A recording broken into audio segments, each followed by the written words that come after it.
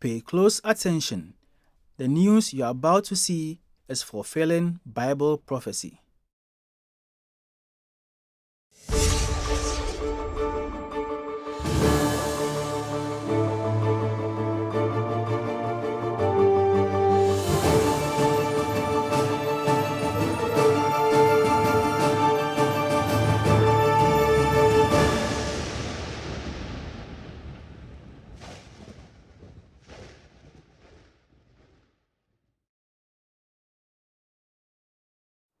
Welcome to another edition of YPN News, bringing you the news that relates to Bible prophecy and foretold by Yeshua Hawkins. Katan, in the news, we have quite a variety of stories we're going to be covering this evening, including a southern country in Africa, Namibia, who is experiencing some very high food insecurities there, so they're going to start culling some of the wildlife there and actually feeding it back to the people. So we'll have those details, as well as Japan experiencing what some are calling a once-in-a-generation storm there, like a Category 4, what we'd consider a Category 4 hurricane, with 150-mile-per-hour winds. So very much destruction there taking place in Japan. And also we're going to talk about the latest in Israel, the conflict there, and what Prime Minister Benjamin Netanyahu has to say for those who would try to hurt Israel. But first, we think of illnesses like West Nile virus to be problems in African and Asian countries, but now they are growing more and more common in the United States. And what alarms many is the rate of spreading and how deadly these viruses are to some. Well, just this week, there have been 289 reports of West Nile popping up across 30 states. The mosquito-borne illness causes between 100 to 200 deaths annually. 2 deaths from the West Nile were recently reported in Wisconsin, and currently 18-year-old John Proctor VI is on a ventilator in a Missouri hospital. Now, he contracted the disease early in August, having symptoms ranging from headaches and dizziness, which turned into vomiting, disorientation, and a very high fever. Now, Proctor's father says they are watching their son struggle to beat this virus because doctors don't know any cure for the illness. Most people who get West Nile never experience symptoms, but about 1 in every 150 people can become quite sick and even die. Well, another virus transmitted by mosquitoes called Triple E has been surfacing more and more. Now, recent reports have found 6 cases in 5 northern and eastern states. Now, Triple E is short for Eastern Equine Encephalitis and is thought to be found in horses and transmitted to humans through mosquito bites. Now, while it is a rare illness, it can be more lethal. Wow. There are no vaccines to protect against getting this mosquito-borne infection, but deaths from the virus are also rare. Nonetheless, some states are urging people to limit their outdoor activities in the evenings and early mornings until the first frost kills the mosquitoes. Well, moving to the Mediterranean region now, in Greece, they have been seeing and smelling an unusually high rate of dead fish washing into the Gulf. But where are all these fish coming from, and how is this impacting the vacation hotspot? Well, to answer these questions and more, please pay close attention to this video. Hundreds of thousands of dead fish have washed up on the shores of Pagassitikos Gulf in Greece over the last few days. As you're about to see, the stretch of water with fish carcasses spans kilometers. According to experts, some freshwater fish do die here when currents pull them from nearby lakes into the Gulf's salty water. Local residents say the stench is alarming. They fear it could impact their businesses that rely heavily on tourists, especially at this time of year. Local authorities have already cleaned up 40 tons of dead fish and are now investigating what caused them to die in such large numbers. Very shocking images. So after the storms, Daniel and Elias, last September, the region of Thessaly in central Greece were flooded and various freshwater fish were transported through canals and rivers. And by now, the level and quantity of water has been reduced. So what happens is that the fish that were left in this low level are now falling into the Parasiticos Gulf. And the phenomenon is now very intense. These are freshwater fish, so which when they come into contact with an unsuitable environment for them, which is the seawater, of course, they die because of the difference in salinity. How are the authorities dealing with this? Well, the authorities aim to address the problem immediately and restore the environmental balance in the area. What is happening right now, the operation to clean the coast area of Volos from the thousands of the dead fish started already and continues, and it is expected to continue for the next days at least. And most importantly, the Karla barrier from the lake has been closed by now, and a special marker has been installed so it can prevent further dead fish to come into the Parasiticos Gulf. So does that mean the worst is over now, or do you expect more dead fish to wash ashore? Well, as the barrier has been closed by now, yes, that would mean that the worst is not expected to be worse. Sorry, but this doesn't mean that it is the solution, because as soon it would be open again, we would have the same situation. However, as you mentioned already, the issue right now is the businesses, the tourism. Let's remember Greece, and especially the region of Thessaly and Volos is in the middle of the summer season, the middle of the high peak of the season. So this causes other problems as well, and of course angry citizens, and there's more to come in the upcoming days. Yeah, and they still haven't quite figured out what's causing that fish die-off, but like it was said, you know, that's going to affect tourism and of course the businesses in that area as well. Absolutely, and you know, as they described it, it's literally like a blanket there of dead fish. Yeah, can imagine the smell. Well, Japan has been reeling from the effects of what the U.S. would call a Category 4 hurricane. The Typhoon, as it's called in the Pacific, has slammed into southern Japan, bringing with it gusts as high as 150 miles per hour. Now, Typhoon Shanshan has caused 4 deaths and left dozens more injured. It has been labeled as the worst typhoon in decades. Well, over 5 million residents were told to evacuate from their homes, and raging rivers have submerged streets and the vehicles on them. Now, there has been a lot of damage to infrastructure as well as a landslide that buried a home, killing 3 people. Travel has also been impacted on the island nation. Hundreds of flights have been canceled and more delayed. Now, one plane even had to abort its landing as it was making its final approach because conditions were not safe. And many American tourists have been left stranded and do not know for how long. Well, the Japanese car maker Toyota closed all 14 of its auto plants across the country, and now as the storm moves north, it has been downgraded to a tropical storm. But the effects from Shanshan will be long-lasting, says Prime Minister, as he surveyed the damage there. He said this is a once-in-a-generation storm which has not come to its end just yet. Well, we're now going to turn to our field correspondent, Larry McGee, who has been covering a couple stories for us on youth and some of the things that they're facing. We know social media has been in the news quite a bit, but these are actually not with social media, but that has also been impacting the youth quite a bit. But football, actually. So several deaths there from football incidents, and also some students that the competition is getting to them and they can't cope with it. Larry, what are the latest on these stories? Sincere cooperation is the way to true peace. The present world knows no peace, however, and that in large part is because it chooses to push competition instead. Many people think that it's healthy, acceptable, or just simply the way that things have to be. Neither of those things are true, but the reason why it is so deeply ingrained in people is because the inculcation starts at youth.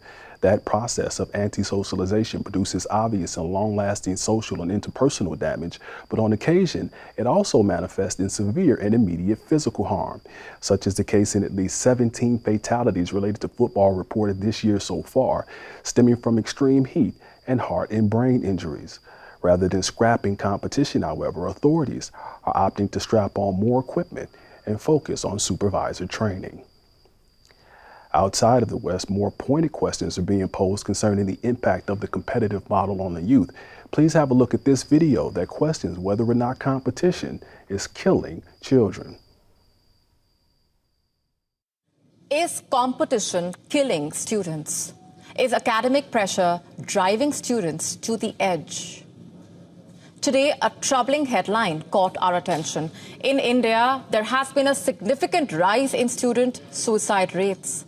According to the National Crime Records Bureau, student suicides have surged alarmingly.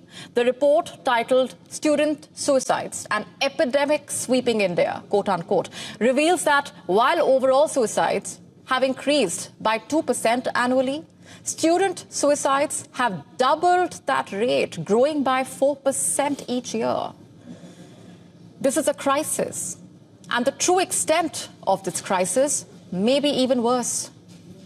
You see, over the past 2 decades, the rate of student suicides has consistently climbed, surpassing the rise in overall suicides. In 2022, male students accounted for 53% of all student suicides, despite a 6% decrease in male suicides between 2021 and 2022. Female student suicides saw a troubling 7% increase.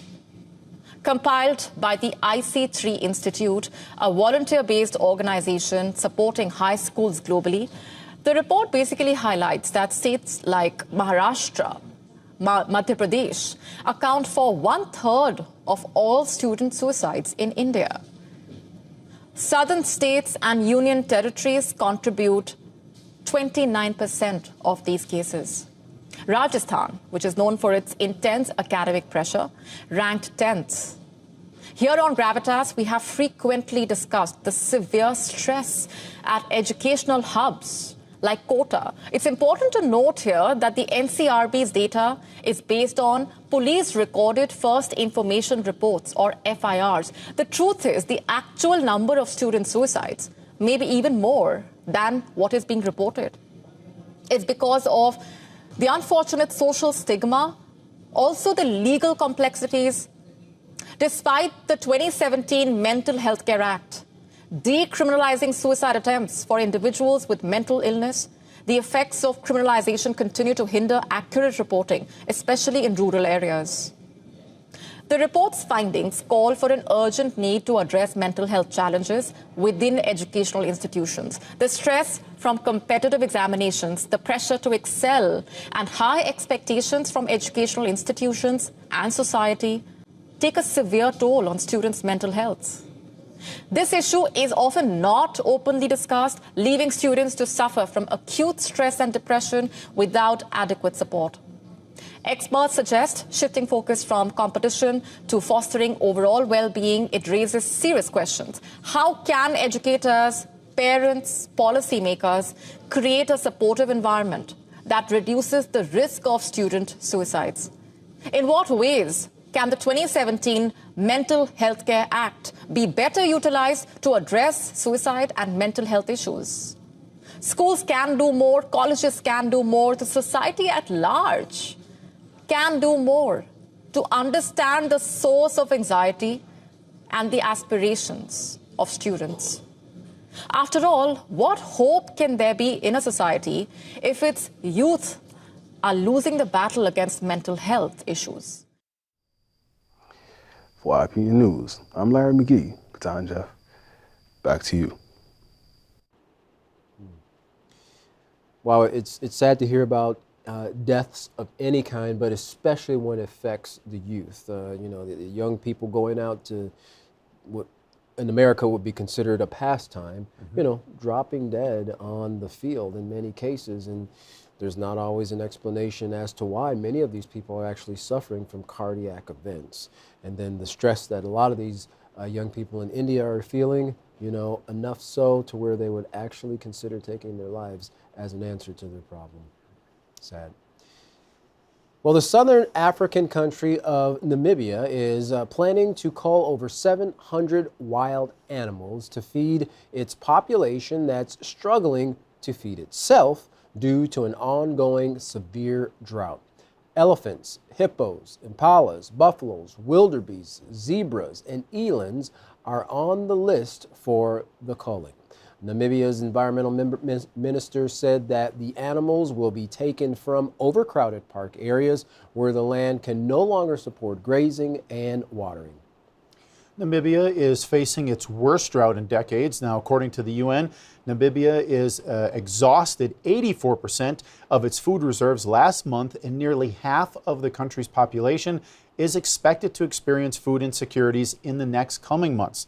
Now, the country's wildlife ministry said that there has been an increase in human-wildlife friction, particularly with elephants, and culling will take place also in those areas to reduce that friction. So it sounds like, Katan, the elephants are starting to move in to where the people are, and in an effort to stop that friction there, they're going to start culling the herds and using it for food. Yeah, and in a situation like this, everything that lives off the land, they kind of become desperate, because when those resources aren't there anymore, then they are forced to look elsewhere. Except with animals, only thing they can do is move to different locations.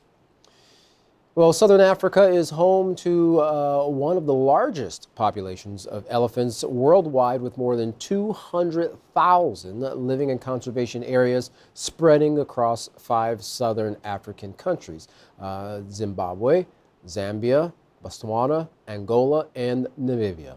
The country's government has said that this activity is in line with the country's constitution to use natural resources for the benefit of the citizens of Namibia.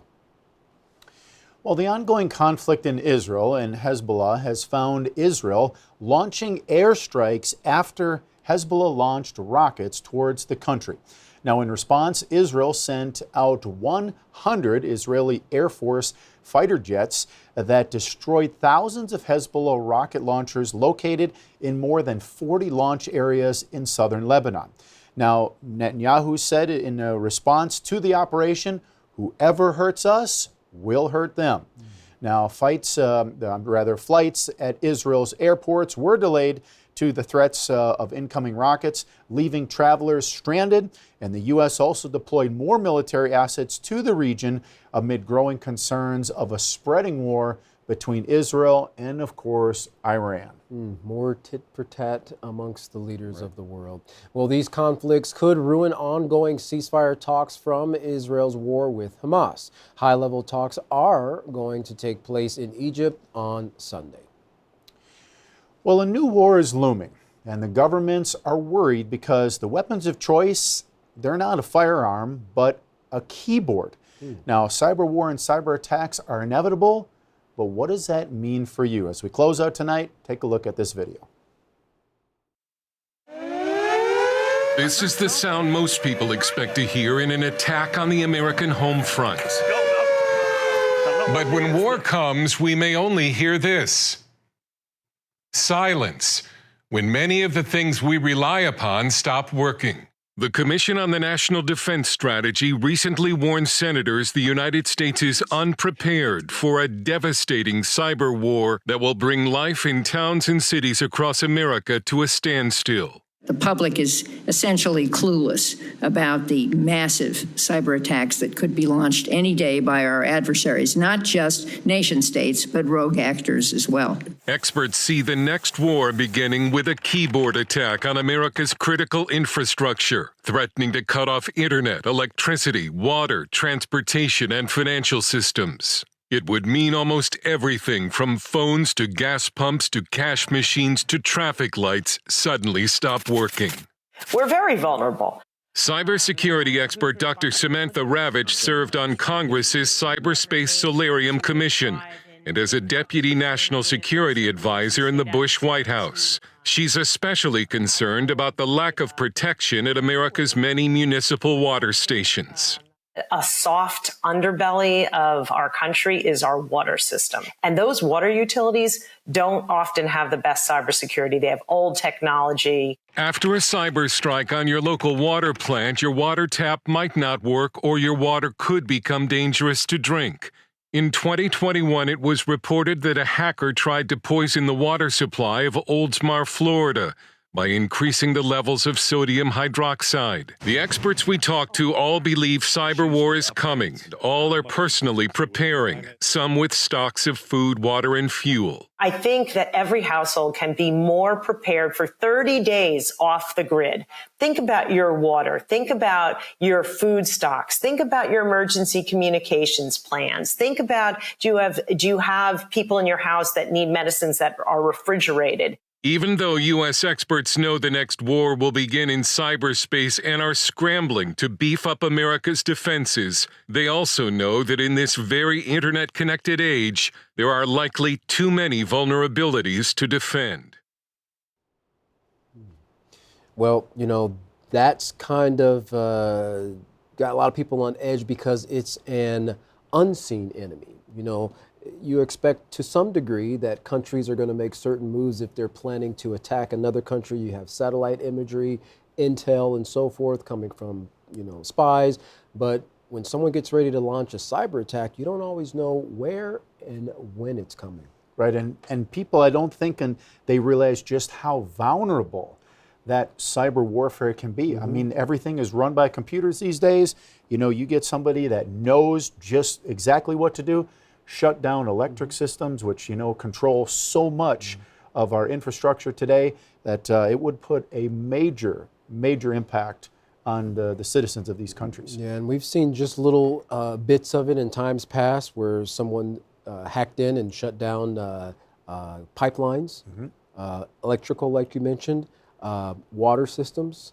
And not that it was a cyber attack, but not too long ago we had the airports were affected by a computer update. Now in the wrong hands, that can shut all air traffic down and just create chaos on the land and in the skies. Interesting. And like you said, it's not fighting an enemy you can see, but that is something that would affect everyone. That's for sure.